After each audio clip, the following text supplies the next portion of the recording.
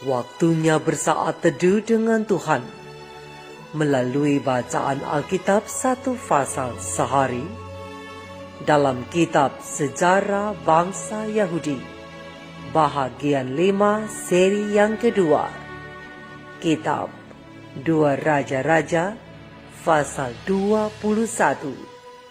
Manasye, Raja Yehuda, dan Amon, Raja Yehuda.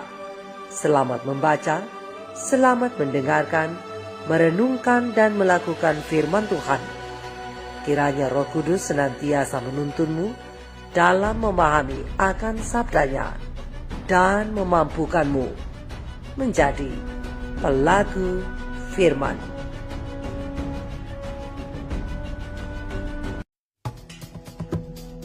Manasye berumur 12 tahun pada waktu ia menjadi raja, dan 55 tahun lamanya ia memerintah di Yerusalem.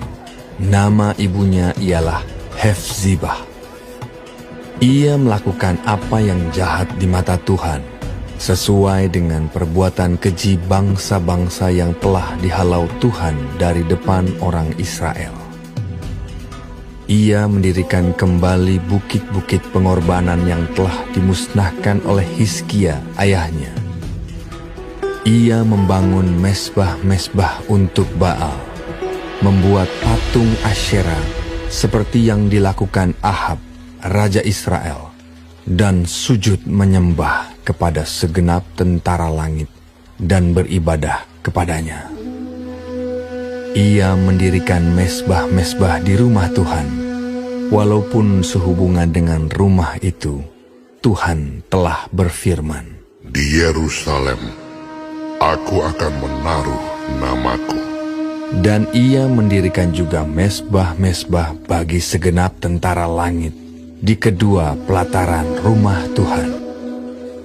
Bahkan, ia mempersembahkan anaknya sebagai korban dalam api, melakukan ramal dan telaah, dan menghubungi para pemanggil arwah dan para pemanggil roh peramal. Ia melakukan banyak yang jahat di mata Tuhan, sehingga ia menimbulkan sakit hatinya. Ia menaruh juga patung Asyera yang telah dibuatnya dalam rumah, walaupun sehubungan dengan rumah itu, Tuhan telah berfirman kepada Daud dan kepada Salomo anaknya, "Dalam rumah ini dan di Yerusalem, yang telah kupilih dari antara segala suku Israel, aku akan menaruh namaku untuk selama-lamanya.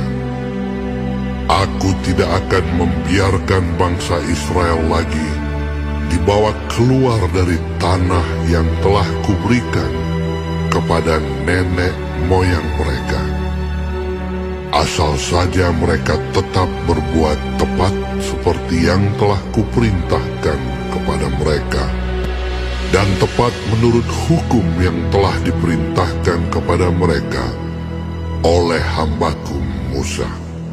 Tetapi mereka tidak mau mendengarkan, dan Manasye menyesatkan mereka, sehingga mereka melakukan yang jahat lebih daripada bangsa-bangsa yang telah dipunahkan Tuhan dari hadapan orang Israel.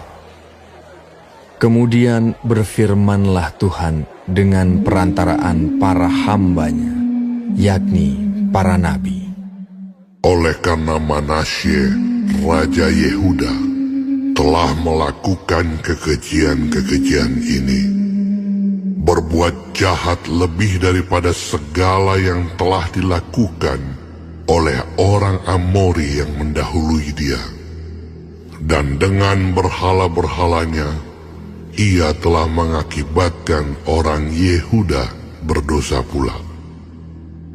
Sebab itu beginilah firman Tuhan Allah Israel, sesungguhnya aku akan mendatangkan malapetaka atas Yerusalem dan Yehuda, sehingga setiap orang yang mendengarnya akan bising kedua telinganya.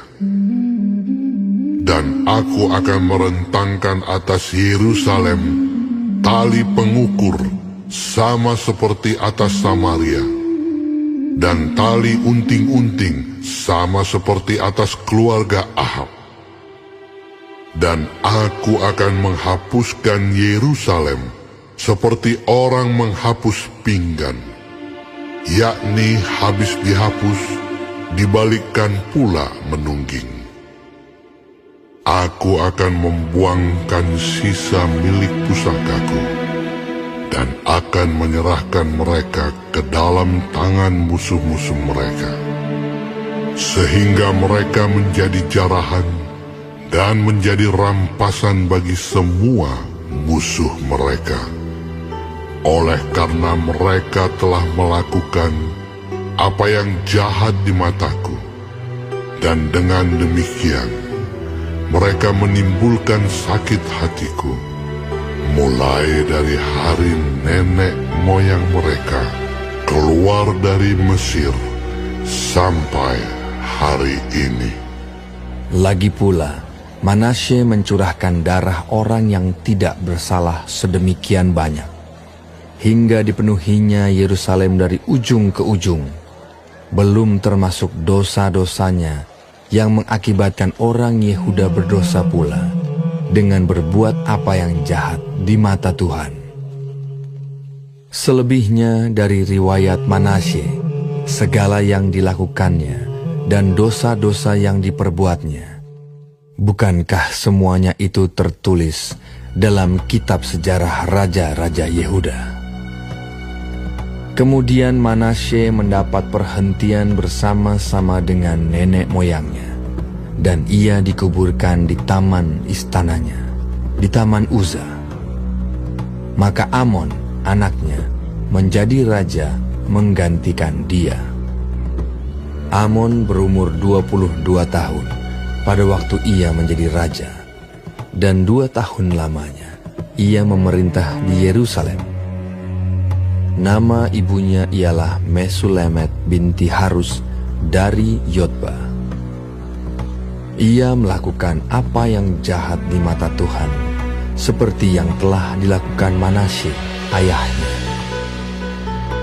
Ia hidup sama seperti ayahnya dahulu, sambil beribadah kepada berhala-berhala yang disembah oleh ayahnya dan sujud menyembah kepada mereka. Ia meninggalkan Tuhan, Allah nenek moyangnya, dan tidak hidup menurut kehendak Tuhan. Dan pegawai-pegawai Amon mengadakan persepakatan melawan dia dan membunuh raja di istananya.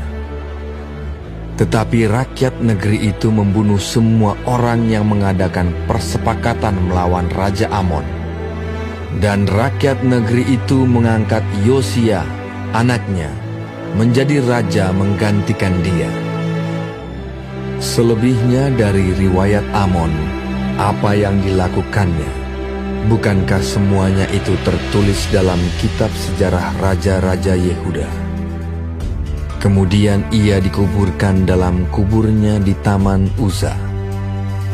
Maka Yosia anaknya menjadi raja menggantikan dia.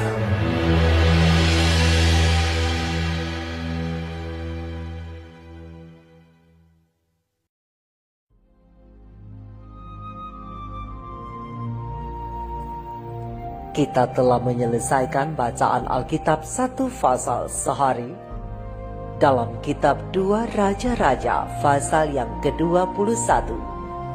Sedikit perenungan mengenai pasal ini. Bacaan hari ini membahas tentang 2 raja yang sangat jahat di Yehuda. Yang terutama adalah Manasye. Dialah alasan kesabaran Tuhan habis sehingga Tuhan membuang Yehuda. Manasye menyembah Baal dan Asyera, bahkan mendirikan mezbah bagi berhala di bait suci Tuhan. Dia juga memanggil roh dan menanyakan masa depan kepada para peramal. Dan di dalam ayat yang ke-11, bahkan Tuhan menyatakan Manasye bertindak lebih jahat dari orang-orang Kanaan yang telah Tuhan singkirkan. Kejahatannya tidak sampai di situ. Pada ayat yang ke-16 mengatakan bahwa Manasye melakukan kejahatan dengan membunuh banyak sekali orang yang tidak bersalah. Tuhan sangat membenci kekerasan. Jangan lupa bahwa alasan Tuhan memberikan air bah pada zaman Nuh adalah karena penduduk bumi telah penuh dengan kekerasan. Terang besar Alkitab Kejadian 6 ayat 5. Inilah keadaan yang membuat Tuhan menubuatkan tentang kehancuran Yehuda kepada Hizkia. Anak Hizkia ternyata adalah penyembah berhala yang lebih rusak dari Raja Ahab di Israel. Lebih dari dosa-dosa raja-raja Israel, Manasye melakukan segala penyembahan berhala dengan penghinaan kepada Tuhan karena mendirikan patung berhala dan mezbah untuk berhala di bait Allah. Inilah raja yang membuat Tuhan tidak lagi menunda pemusnahan bagi Yehuda. Meskipun cucu Manasye yaitu Yosia akan membersihkan Yehuda dari berhala dan membawa Yehuda kembali menyembah Allah, tetapi kerusakan yang telah dibuat Manasye begitu besar sehingga Yosia pun tidak sanggup mengubah hati Tuhan yang sudah akan membuang umatnya yang masih tersisa. Terang besar Alkitab 2 Raja-Raja 23 ayat 26. Di dalam terang besar Alkitab 2 Tawarik 33 ayat 10-16 dikisahkan mengenai hukuman dan pertobatan Manasye. Manasye dihukum Tuhan karena segala peringatan Tuhan tidak dia perhatikan sama sekali. Maka Tuhan mengirimkan orang Asyur untuk menangkap Manasye dan membelenggu dia dan menyeret dia dengan kaitan ke Babel. Manasye sadar dan bertobat. Dia berdoa dan memohon kepada Tuhan, dan Tuhan membebaskan dia sehingga dia dapat kembali ke Yerusalem. Setelah itu, dia menyembah Tuhan Allah Israel dan membuang semua berhala yang pernah dia dirikan.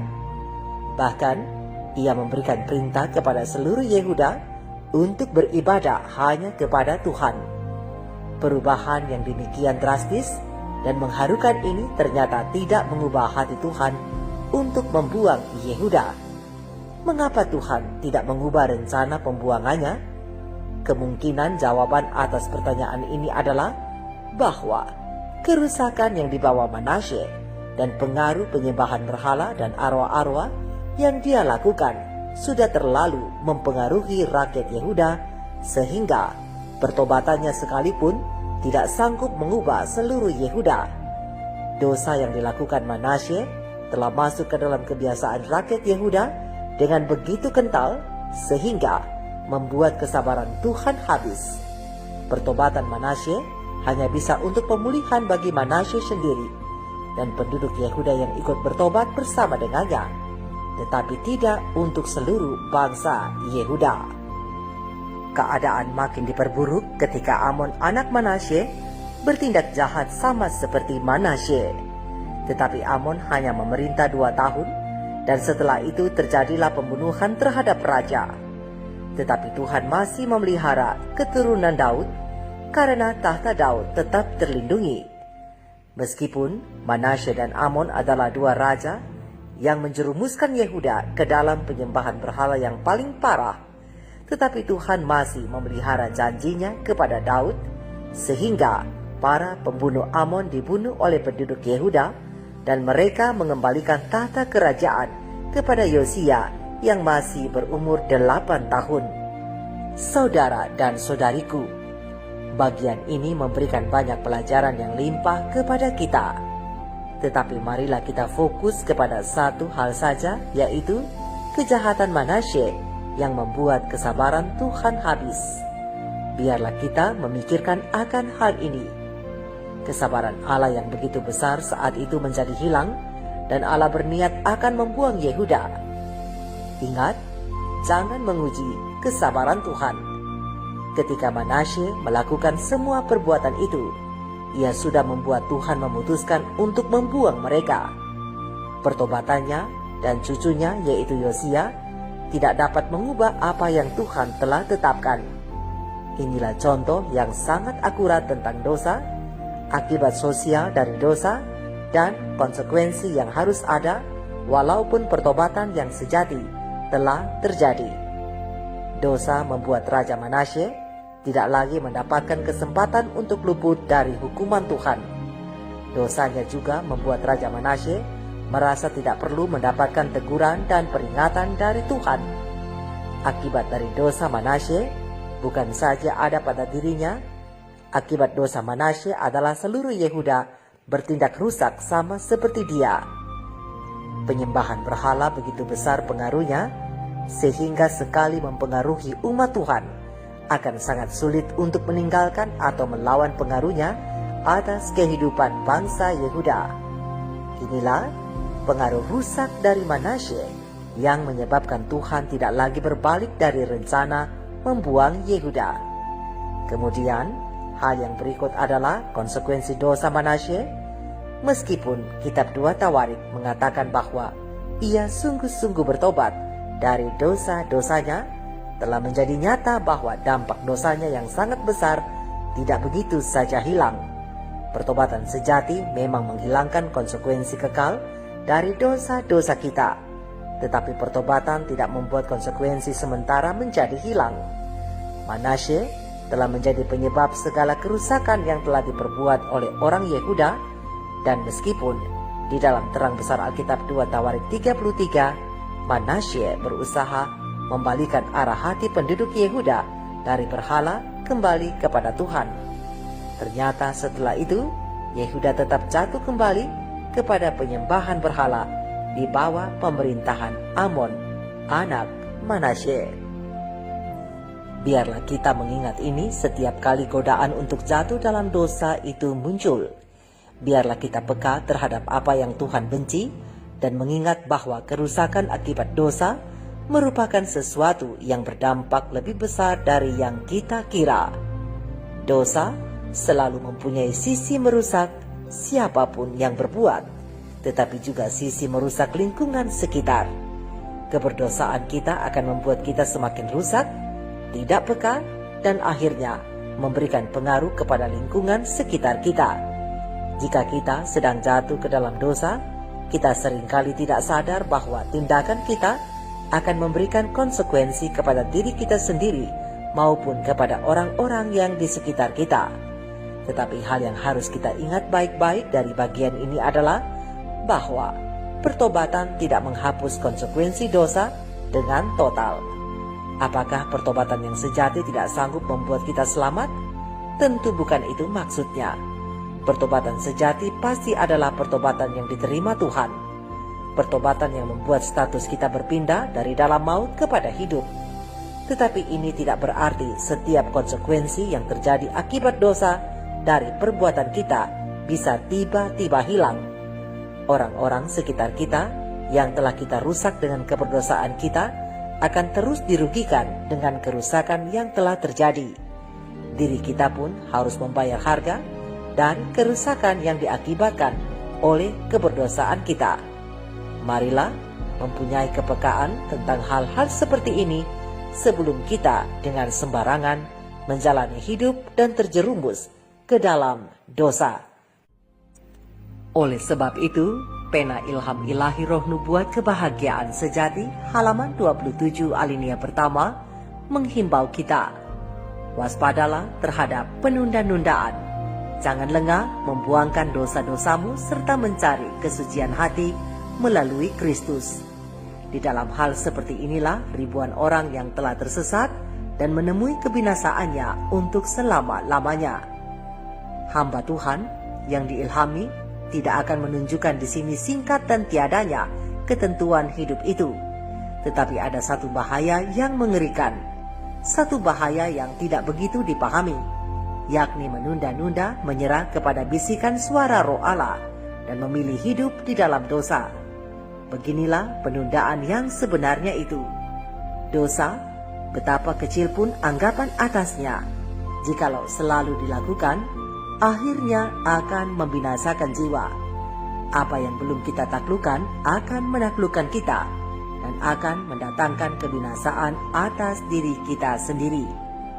Saudara dan saudariku, walaupun pertobatan tidak menghapus konsekuensi dosa, tetapi pertobatan sejati akan menuntun orang berdosa kepada hidup melalui Kristus. Mari kita renungkan ini bersama. Tuhan Yesus memberkati. Shalom.